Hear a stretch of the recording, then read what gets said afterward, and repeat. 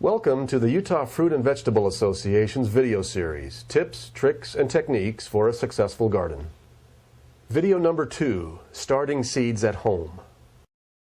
Hi, my name is Sharon Leopardi, and I am an urban farmer with Bug Farms, Backyard Urban Garden Farms, here in Salt Lake City. I direct market produce that I grow on a collection of backyards all around town. I have a CSA, I sell to restaurants, and also at the farmers market. I'm also a member of UFAVA, the Utah Fruit and Vegetable Growers Association, and today we're going to talk about starting seeds indoors. But a note about seed selection and deciding what things you want to start inside. Not everything needs to be started inside ahead of time. Right now, it's the first part of March, and I am starting some of my cool weather crops inside just to give them a little bit of a head start. You can find information about things that you want to start early and things that you don't want to start early. There's a number of resources online. One source that's really great, Johnny Selected Seeds offers a seed starting calculator and calendar that gives you information about how far ahead you need to start seeds indoors versus direct seeding them outside. Also, the University of Utah State Extension also has a lot of information about local conditions and how different plants react with our weather and when to start things indoors or whether to start them indoors at all. Of course, you'd want to do a lot of your long season crops like tomatoes, eggplants, peppers. Those things need indoor time before they can be set outside after the frost. Okay, so I'm just going to show you, there's a lot of different ways and methods to start your seeds inside, and it just depends on how much money you want to spend and what resources you have. I use these things called a soil block maker to make little soil blocks out of the soil without using any trays or seed starting trays. So it just makes a little soil block, you plant your seed in there, and then eventually I'll make a larger soil block and plant it up into one of those. Or else you can go to the garden store and buy any number of seed starting trays like this. You can also get some that have larger cells. It just depends on how long you're planning on keeping the plants inside here, because you don't want them to get root bound, so make sure they have enough room to grow to whatever size.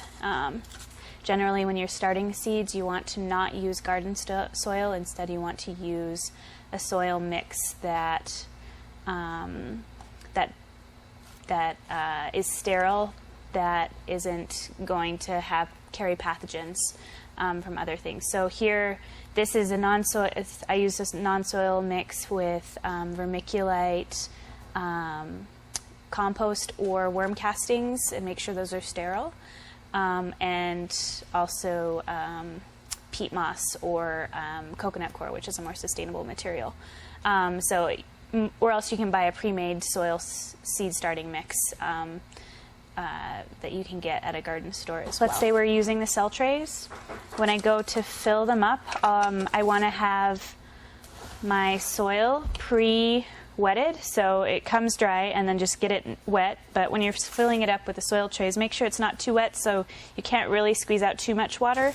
And you just want to put soil in your seed trays.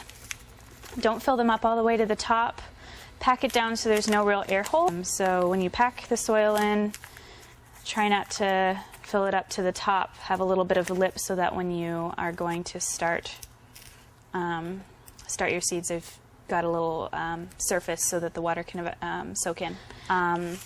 What I like to do, depending on the size of your seed, if it's a small seed, you can just stick your finger, just barely dab it in the top of the soil, and then just place 1 or 2 seeds into each cell, especially if it's something like a tomato. Most things you don't want to put too many seeds in, just maybe 1, maybe 2, just to make sure that something germinates in your cell.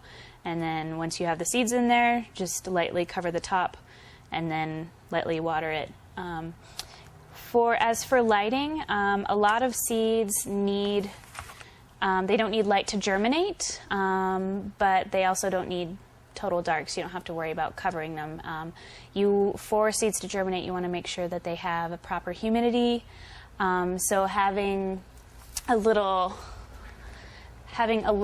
dome to put on top is a good thing. For example, we have one here on top, and this helps keep in humidity, also traps in heat so that the seeds are warm enough to germinate, especially if you're not in a very warm place. It helps to trap in whatever heat you have. Here, where I'm at Mountain Valley Seeds grow room. I'm growing a lot of microgreens and other things here, but I'm lucky enough to have grow lights. They're really nice grow lights. These are available for purchase here. Or else, if you don't want to invest in any lights, you can also find a nice south-facing window. And that should provide a good amount of sun. It won't provide a ton of sun. So they just won't grow quite as quickly. So you want to take that into account when you start things. Maybe go when it says 8 to 10 weeks before. Plant it 10 weeks before, because it might take a little longer if you have less light. And then also one thing about hardening off plants. So before you're actually going to put your plants out, they need to get attuned to the outside world conditions. So before you plant them out, you'll need to at least a week before you plant them out, you need to start getting them used to it. So take a flat of whatever plants you're about to put out, take the whole flat and take it outside. And leave it in, for the first day, leave it in indirect sun for a few hours. I would probably say no more than 4 hours for the first day, just to introduce it. The second day, put it outside for 6 hours. The third day, put it outside maybe in direct sun for 8 hours or so. And so slowly work up the amount of time that they spend outdoors and in direct sun. Until you're going to go plant. So do this at least a week ahead. If you can do it a week and a half ahead, that's good. It just depends on if you can remember to do that.